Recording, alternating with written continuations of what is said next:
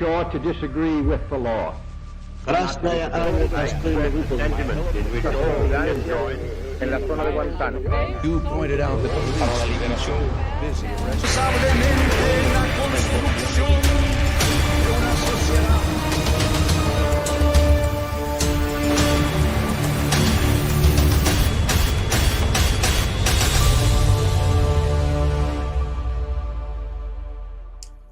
Hola amigos y amigas, hoy vamos a abordar el tema del deporte, concretamente los Juegos Olímpicos durante la Guerra Fría.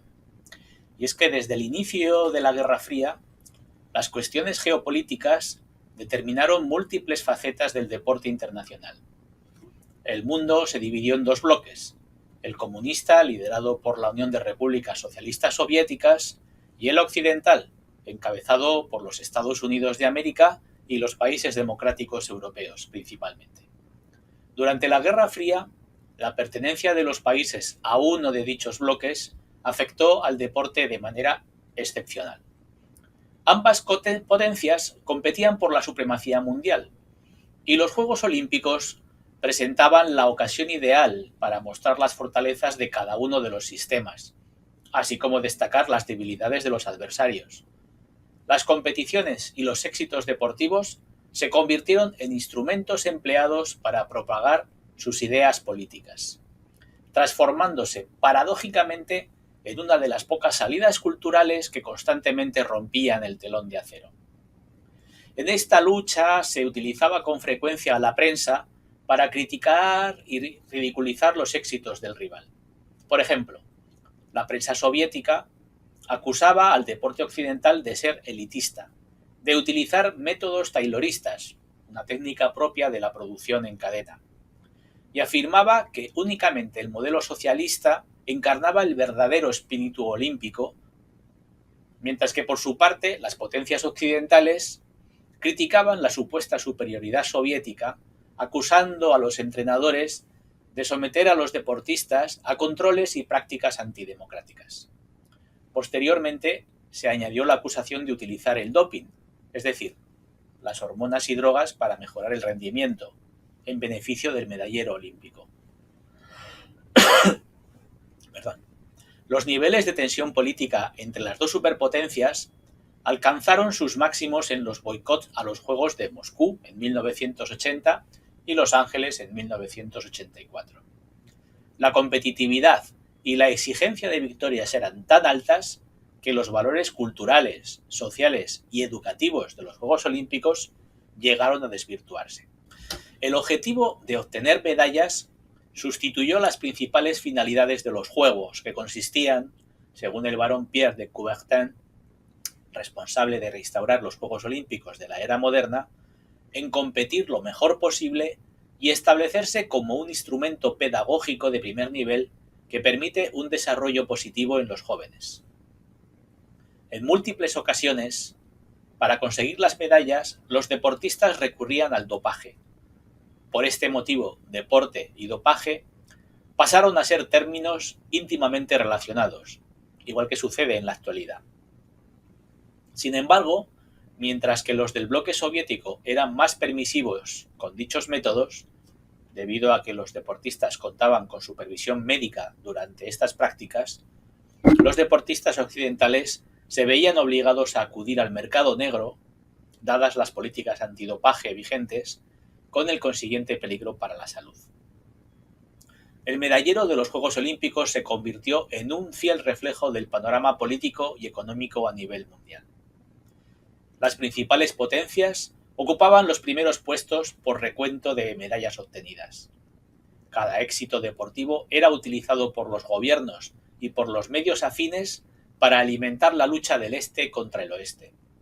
Por esta razón, la política deportiva de los países de ambos bloques estaba centrada en gran medida en la obtención del máximo número de medallistas olímpicos, persiguiendo el objetivo de demostrar su superioridad no solo deportiva, sino también económica, política y logística. Considerando además que los Juegos Olímpicos son uno de los acontecimientos deportivos más destacados a nivel mundial, sus gestas tienen un gran impacto en la vida de los seres humanos, asentándose en su memoria y a los deportistas vencedores se les eleva a la categoría de dioses para la juventud. Se puede discernir el motivo por el que la Unión Soviética y los Estados Unidos luchaban por demostrar su supremacía mundial en dichas competiciones, intentando conseguir más medallas que el resto. La competitividad y la exigencia de victorias llegaron a superar los valores propios del deporte. Empecemos comentando la primera de las Olimpiadas. Londres, 1948. El hecho de que los Juegos Olímpicos en 1940 y 1944 no llegaran a celebrarse por culpa de la guerra que incendió Europa y el resto del mundo suscitó una corriente de pesimismo al final del conflicto acerca de su continuidad. Sin embargo, 3 meses después de la capitulación alemana, el COI se reunió y se designó a Londres como ciudad organizadora de los Juegos de 1948. A pesar de los estragos causados por la guerra, del racionamiento draconiano y de una organización a veces imperfecta, Londres aceptó el reto y los Juegos se disputaron, lo cual constituyó de por sí el mejor de los éxitos. El aspecto del estadio de Wembley no tiene nada que ver con su imagen actual. Aquí vemos el Estadio Olímpico en su aspecto inaugural. Y visitemos ahora cómo queda después de haber sido remozado convenientemente. Es un estadio ubicado a las afueras de la ciudad de Londres. Ahora ya está todo absolutamente urbanizado. Y su visión desde lo alto, desde el cenit de la ciudad, sería esta.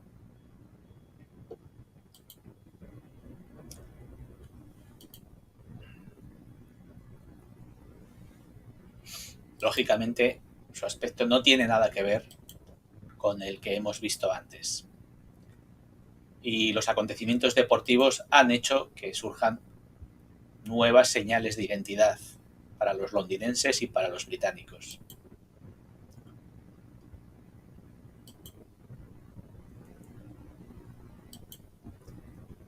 Como veremos, todos los estadios olímpicos se han convertido también en lugares de reunión, de celebración, de acontecimientos culturales, deportivos, musicales y de otro tipo.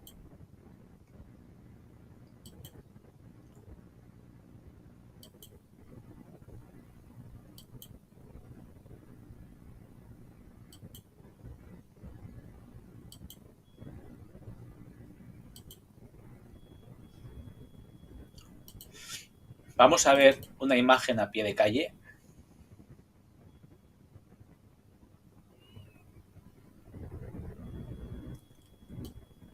Para observar la estatua de un famoso futbolista británico. En el terreno tecnológico aparecieron los starting locks para facilitar la salida de los velocistas. Alemania como país no fue invitada y Japón y la URSS rechazaron asistir. Estados Unidos recuperó la supremacía en la competición. Ahora bien, la verdadera estrella de aquellos Juegos fue una holandesa de 30 años, madre de 2 hijos, llamada Fanny Blankers-Koen, que ganó 4 medallas de oro en atletismo en 100, 200 metros y 80 metros vallas y relevos. Esta atleta también poseía los récords del mundo de salto de altura y longitud, pero no pudo participar en estas pruebas porque en la época las mujeres no podían participar en más de 3 pruebas individuales. Otra mujer destacada fue la francesa Micheline Ostermayer, que ganó las pruebas de lanzamiento de disco y de peso. Y fue medalla de bronce en salto de altura, además de ser paralelamente una brillante pianista y de haber obtenido el primer premio del Conservatorio de París. Después de la anulación de los Juegos inicialmente previstos para 1940 y 1944, conservar un título olímpico logrado en Berlín en 1936 se convirtió en una hazaña harto compleja. Sin embargo, esto es lo que hizo la floretista húngara Ilona Elek. Es más, 4 años después, en Melbourne, también obtuvo la medalla de plata de esta disciplina. Fue una atleta increíblemente longeva. Para terminar, observemos este medallero donde se incluyen las medallas obtenidas por los 8 primeros países, solamente los 8 países con más medallas. Como podemos observar, el Reino Unido no aparece entre los 10 primeros países. La lista completa es demasiado larga para ponerla entera. Y de Londres saltamos a Helsinki, 1952. El Estadio Olímpico de Helsinki también ha sido remodelado. Está cerca de los arrabales de la ciudad. Se ha convertido en un estadio atlético de mucha consideración. Y aquí podemos ver pues, los barrios que rodean el estadio y los jardines y parques que fluyen por estos arrabales de la ciudad.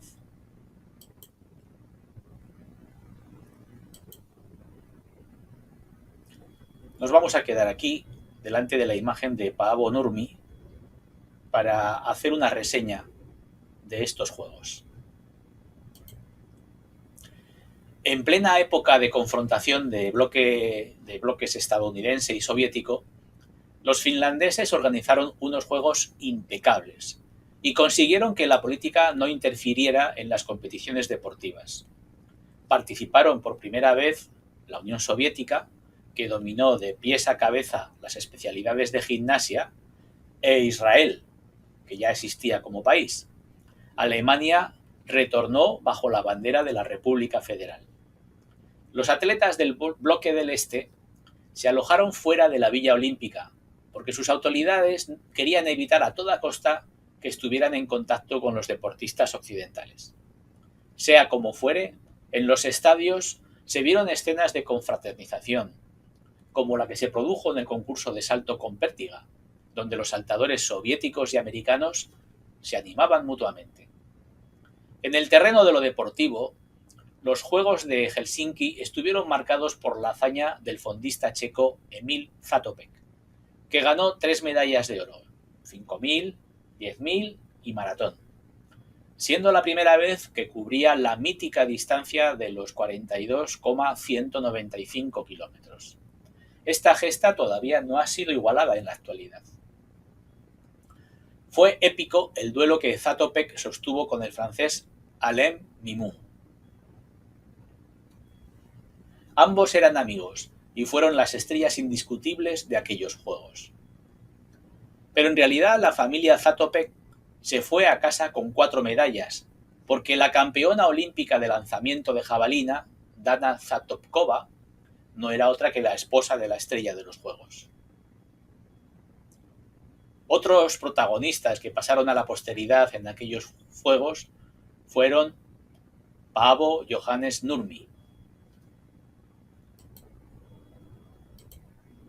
Aquí le vemos en esta representación escultórica justo en las proximidades del Estadio Olímpico.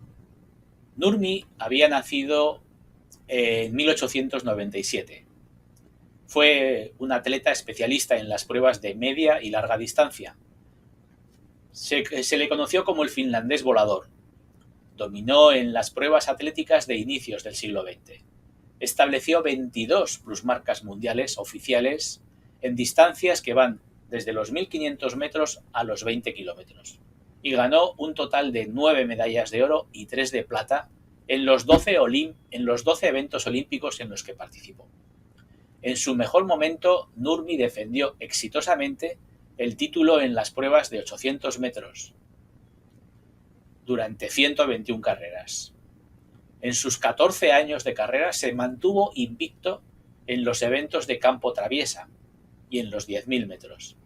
Y en 1952, el año de los Juegos, encendió el pebetero olímpico de los Juegos. En realidad pertenecía a una familia trabajadora. Nurmi abandonó la escuela a los 12 años para ayudar a su madre. En 1912, inspirado por las hazañas olímpicas de Hannes Kolehmainen, comenzó a desarrollar un estricto programa de entrenamiento. Nurmi prosperó durante su servicio militar, donde estableció plusmarcas nacionales en el camino a su debut internacional en los Juegos Olímpicos de Amberes de 1920. Después de ganar medalla de plata en los 5.000 metros, venció en los 10.000 metros y en las pruebas de campo a través. 3 años más tarde, Nurmi se convirtió en el primer y único corredor en mantener la plusmarca mundial en la milla, los 5.000 metros y los 10.000 metros al mismo tiempo.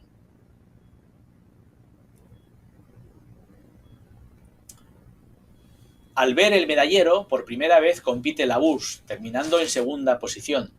Pese al gran desempeño de los soviéticos, los Estados Unidos volvieron a quedar primeros.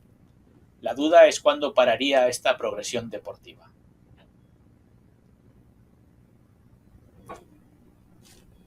La siguiente cita tuvo lugar en Australia, en Melbourne, en 1956.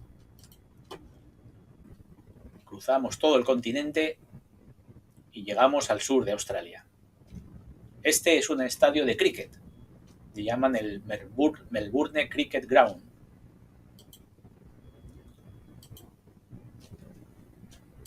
Luego hablaremos de este goleador.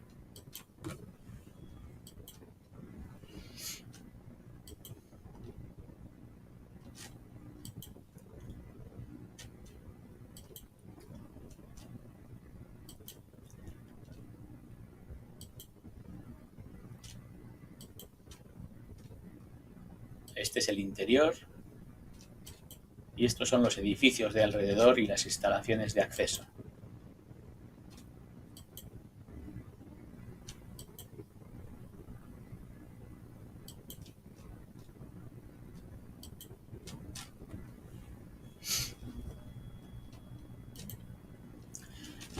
Melbourne fue elegida por delante de Buenos Aires por un solo voto de diferencia.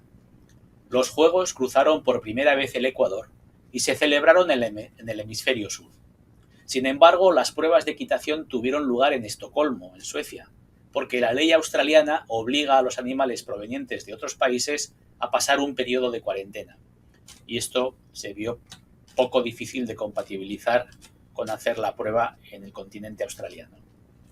En el contexto geopolítico mundial, había tensiones debidas a la invasión de Hungría por parte de los carros de combate soviéticos en julio de 1956. A consecuencia de esta injerencia, varios países, entre los que figuraba España, los Países Bajos y Suiza, decidieron boicotear la cita olímpica. También hubo boicot por parte de China, que se posicionó en contra de la participación de la delegación de Taiwán. Asimismo, se abstuvieron Egipto, Líbano e Irak en protesta contra la intervención franco-británica en el Canal de Suez, la Guerra de Suez, a la que dedicaremos un programa uno de estos días. Visto el panorama de disconformidades, fue de agradecer que las dos Alemanias, la República Federal y la Democrática, participaran en estos Juegos bajo la misma bandera y con los mismos uniformes. Aquí he puesto, para que se vea, esta bandera donde en lugar de los escudos aparecen los anillos olímpicos. Sin embargo, los efectos de la política se trasladaron a las instalaciones olímpicas. En el partido de waterpolo, que enfrentó a la URSS contra Hungría, fue tal la violencia que tuvieron que intervenir las fuerzas del orden para separar a los waterpolistas y a los espectadores. En la pista de atletismo, el francés Alain Mimoun se tomó la revancha contra Emil Zatopek y se impuso en la maratón. Aquí les vemos a los dos abrazados porque, como he dicho antes, eran muy buenos amigos. Por último, el joven nadador australiano Murray Rose ganó con 17 años 3 medallas de oro en natación: 400 metros libres, 1500 metros y 4x200 metros libres. 4 años después, en Roma, obtuvo su 4ª medalla de oro. Y nos vamos a detener un momento en la estatua de Denis Lille. Denis Lille o Lely nacido el 18 de julio de 1949 en Subiaco, Australia Occidental, era un bateador diestro. Utilizaba prácticamente siempre el brazo derecho y tenía un brazo muy rápido. Fue internacional con su equipo, Australia. Debutó en esta prueba en 1971, es decir, posteriormente a los Juegos Olímpicos, y fue una auténtica leyenda. Al observar el medallero, se observa que la Unión Soviética quedó en primera posición, pese a ser Australia un aliado tradicional de los angloamericanos. Es meritorio también el tercer puesto logrado por los anfitriones.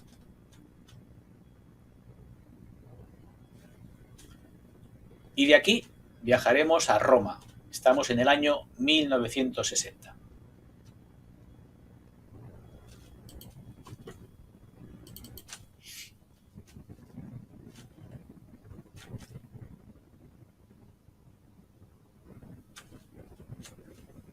Volvemos al continente europeo.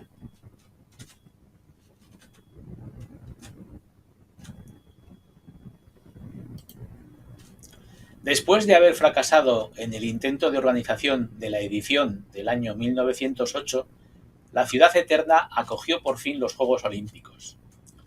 Las pruebas tuvieron lugar en sitios históricos y en casi todo el mundo se pudieron ver en la pequeña pantalla, prácticamente en directo. Y es que la televisión ya se estaba instalando en muchos hogares de clase media, al menos en los países más industrializados. Es decir, que se añade al fenómeno deportivo el fenómeno televisivo como elemento cultural y de propaganda. Los atletas fueron recibidos por el Papa Juan XXIII en la Plaza de San Pedro. Estos fueron los últimos Juegos en los que participó Sudáfrica, ya que la política del apartheid instaurada en este país impidió su participación en las competiciones olímpicas hasta los Juegos de Barcelona en 1992, es decir, cuando ya había terminado la Guerra Fría. Abebe Bikila fue el primer campeón del continente africano. En esta imagen le vemos corriendo descalzo para ganar la maratón. Abebe era soldado en su país, Etiopía. Además, estos Juegos vieron nacer otra leyenda, el boxeador norteamericano Cassius Clay. Campeón olímpico en la categoría de pesos semipesados, el mundo conoció al excéntrico atleta que después adoptaría el nombre de Muhammad Ali. Muchos baby boomers hemos crecido con la leyenda de este boxeador y nos costó entender su paso por prisión cuando no quiso alistarse para ir a la guerra. Vamos a ver el tour del estadio que nos ofrece Google Earth, por supuesto absolutamente remozado y sometido a todo tipo de actividades, no solamente las deportivas. Muchos son los lugares de juego y de entrenamiento de grandes equipos deportivos, como los equipos de fútbol.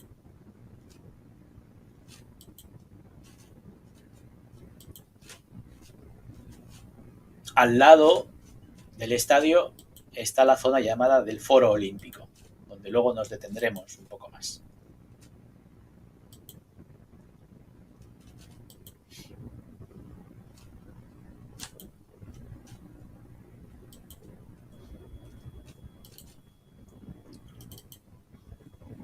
El Foro Itálico, justo al lado.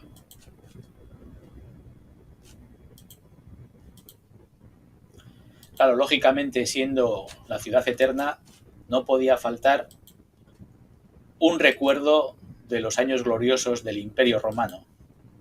Y esto es el Foro Itálico.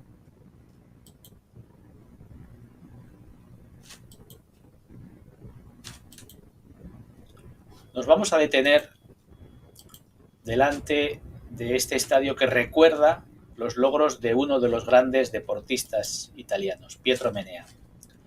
Pietro Menea, nacido en 1952, fue un atleta italiano especialista en pruebas de velocidad, 100 y 200 metros.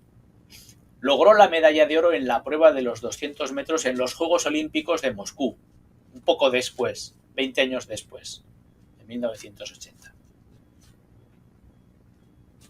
Y fue realmente un atleta muy recordado. En el medallero se aprecia una nueva victoria de los soviéticos. Son los años en los que los soviéticos iban ganando la carrera espacial. Los mejores años del comunismo, digamos. Y es meritorio, de nuevo, el tercer puesto logrado por Italia.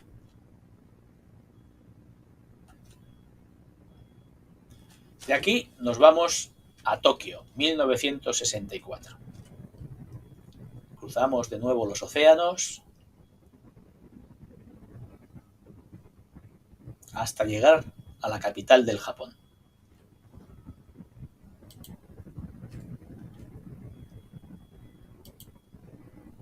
Todos los estadios prácticamente tienen al menos una parte cubierta. Alrededor de este estadio hay un bonito jardín. Como no podía ser menos, hay un recordatorio a la segunda vez que se celebraron los Juegos en Tokio, el año 2020. Y los acontecimientos son de todo tipo.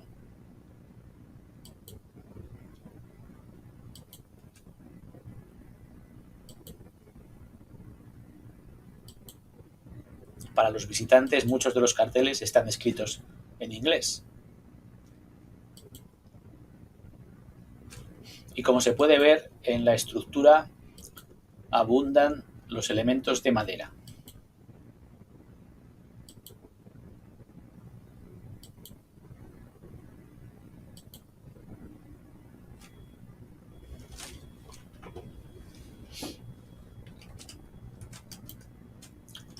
Tokio fue designada sede de los Juegos de las 18ª Olimpiadas por delante de Detroit, Viena y Bruselas.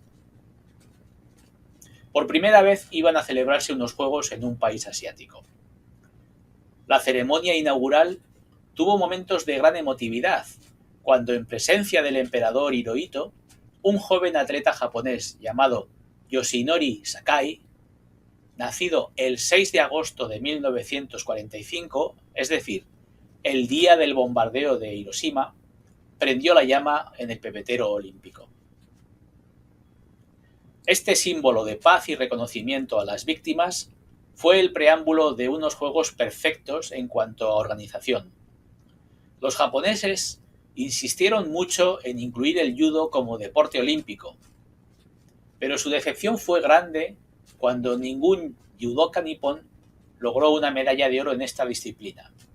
El principal culpable fue el holandés Anton Gesink, que acaparó los premios. Para el país anfitrión, esta circunstancia supuso un drama nacional. El campeón olímpico de la distancia reina del atletismo, los 100 metros lisos, fue Bob Hayes, que bajó de los 10 segundos. Sin embargo, su marca no fue homologada debido al viento favorable. El segundo fue el cubano Figuerola, que acabó apretando las manos al ganador. Por otra parte, Abebe Bikila revalidó el título de campeón olímpico de maratón, mejorando en unos 3 minutos el tiempo que había realizado en Roma. ¿Se debió quizás al hecho de correr esta vez con los pies calzados? No podremos saberlo nunca. La nadadora australiana Dawn Fraser destacó por ganar la medalla de oro en los 100 metros libres por tercera vez consecutiva. En 3 citas olímpicas consiguió 8 medallas, 4 de oro y 4 de plata. Volvemos a las proximidades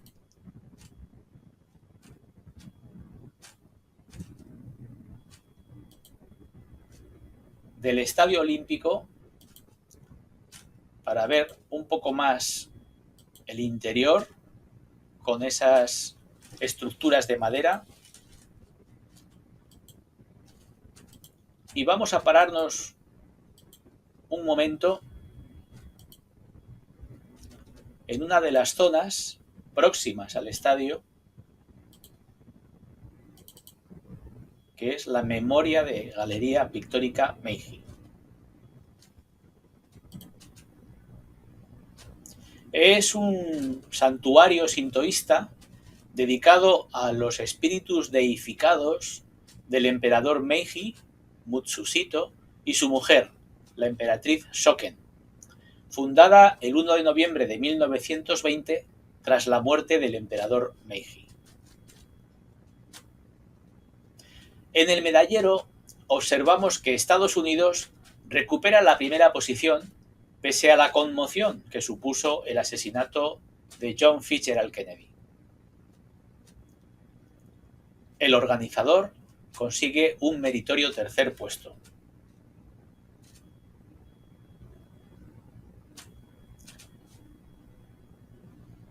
Y terminamos nuestra visita con la última de las citas que vamos a ver en este programa. México, 1968. Cruzamos el Atlántico y arribamos a la Ciudad de México, capital del Distrito Federal. Estas son las imágenes de un estadio mucho más despejado, con una ambientación azteca muy característica de todos los elementos propios del país y una vinculación muy grande con la Universidad Autónoma de México.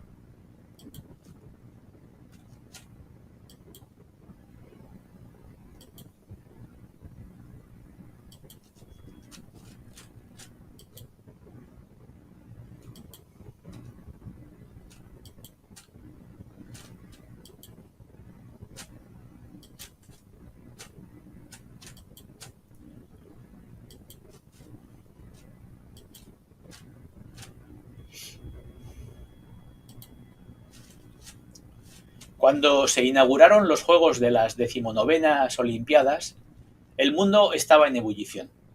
El movimiento social del año 68 se vivía con un ardor especial en México.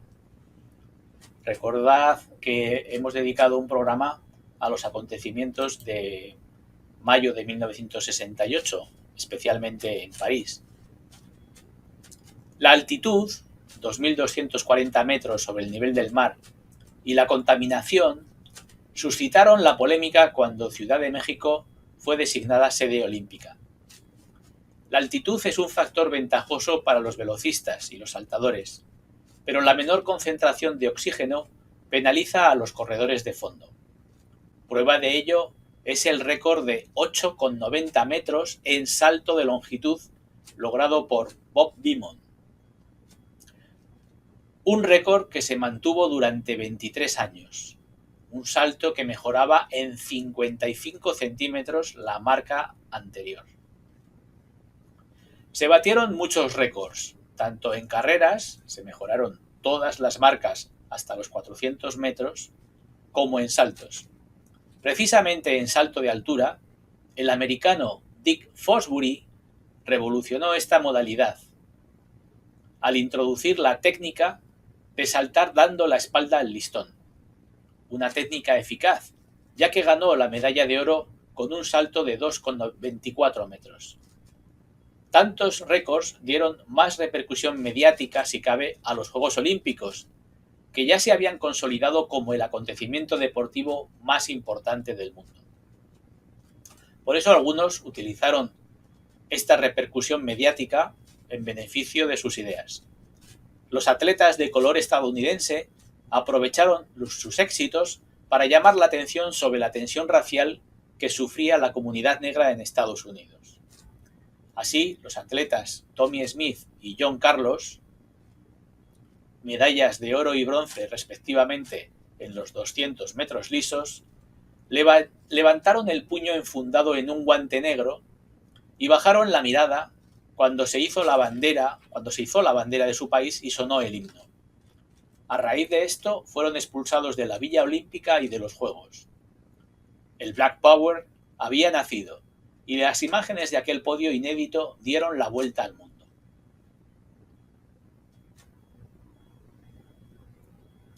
Volviendo al estadio, es el segundo estadio más grande del país después del Estadio Azteca. Y es el único de los estadios olímpicos ubicado en un área declarada Patrimonio Cultural de la Humanidad.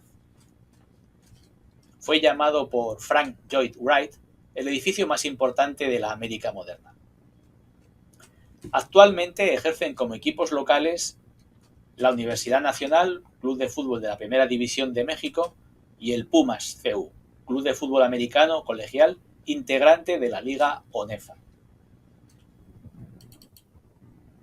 De aquí nos vamos a desplazar a la Plaza de las Tres Culturas.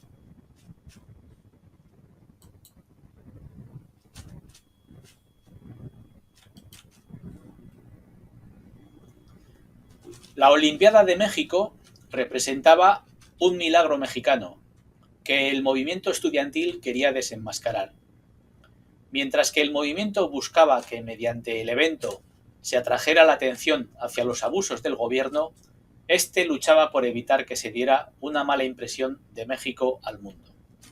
Con consignas como "No queremos Olimpiada, queremos revolución", los jóvenes se oponían a la conservación del statu quo, a la simulación de un México democrático y al sistema de gobierno impuesto por el Partido Revolucionario Institucional, el PRI. Eran estudiantes cansados de que se les impusiera un modelo que consideraban viejo y desvinculado de su realidad. El 2 de octubre, miles de personas acudieron a un mitin convocado en la Plaza de las Tres Culturas, donde estamos ahora señalando. Alrededor de las 18:10, el ejército y un grupo paramilitar llamado Batallón Olimpia atacaron la manifestación, ocasionando la muerte, según cifras oficiales, de 20 personas. El número real se desconoce, aunque podrían ser centenares. Por su parte, los principales líderes estudiantiles y 500 personas más fueron detenidas. Al día siguiente, algunos periódicos nacionales calificaron a los manifestantes de terroristas y se les acusó de iniciar el enfrentamiento, de buscar desprestigiar a México y de tratar de frustrar los Juegos Olímpicos. A pesar de ello, los Juegos fueron un éxito para la imagen del país. La ceremonia de apertura, realizada en el Estadio Olímpico Universitario, tuvo una asistencia de 100.000 espectadores. Esta zona de gran interés cultural y arqueológico es donde se produjeron estos hechos, concretamente en la plaza que queda al fondo, donde están esos edificios modernos. Desde lo alto de las torres de estos edificios modernos fue donde, al parecer, aparecieron unos militares o paramilitares que empezaron los disturbios disparando a la multitud que se congregaba en esta plaza, en estas baldosas que se ven aquí. La matanza de Tlatelolco se llamó. Y con la vista del medallero terminamos con el último de los lugares de este primer programa sobre los Juegos Olímpicos. Como no podía ser de otro modo, Estados Unidos fue el país ganador. No en vano, los Juegos se disputaron en el continente americano por tercera vez y por primera vez durante la Guerra Fría. Y con este cuadro me despido de vosotros. En un próximo vídeo acabaré esta panorámica con el resto de convocatorias hasta completar todas las que tuvieron lugar durante la Guerra Fría. Hasta otro día, amigos y amigas.